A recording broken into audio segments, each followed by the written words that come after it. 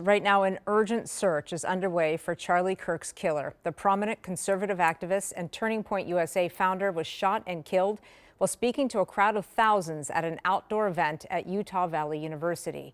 Utah's governor calling it a political assassination.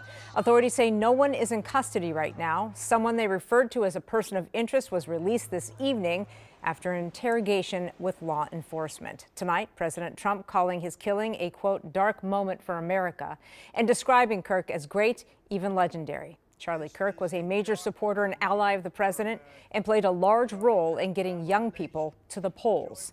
Tonight, a Minnesota senator says Charlie Kirk played a major role in getting her into politics. Raya Katene spoke with Julia Coleman. To be indicted.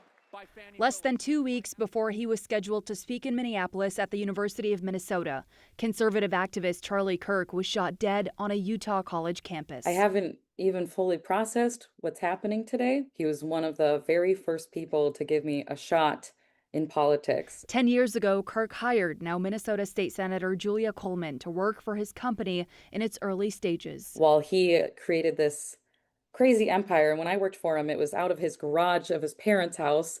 All he really wanted to do was be a dad. And it's terrible that those who want to say what they believe are increasingly growing in fear, especially after everything we've seen here personally in Minnesota. What this has brought back to me is 1968, because I was a young adult in 1968 when there were a series of assassinations. And we've, of course, had an assassination in Minnesota. And so it gave me a sense of dread about whether we are entering another season where people use violence as a political tool. Bill Doherty co-founded the nonpartisan group Braver Angels with the goal of fostering civil discourse after the 2016 presidential election. But the former University of Minnesota professor says that political divide is now even greater than it was, with many seeing the other side as an enemy. With enemies, we go to war and we kill them.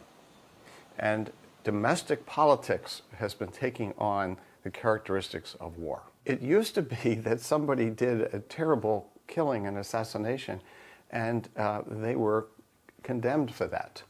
Now, they become heroes to some people. Doherty says the solution starts with all of us building bridges, not division. We've all contributed to this, and we have to together find a way out of this toxic division we have. Now, it can be difficult to measure and track political violence because it's not always clear what fits into that category. But Princeton University's Bridging Divides initiative says there's been an elevated threat against public officials at all levels of government. And Charlie Kirk, of course, was not an elected official, but he was a close ally of President Trump and a big voice in conservative politics. Rena. And just something we should point out, regardless of his politics, he was 31 years old. He was a husband, and he leaves 2 little kids behind. So this is devastating for so many people, not just, doesn't matter what side of the aisle you on. Yeah, Senator Coleman even told me the last time she had seen him was back in January, and she recently met his wife as well. So Oh, difficult goodness. for her. Yes, absolutely. Thank you, Raya.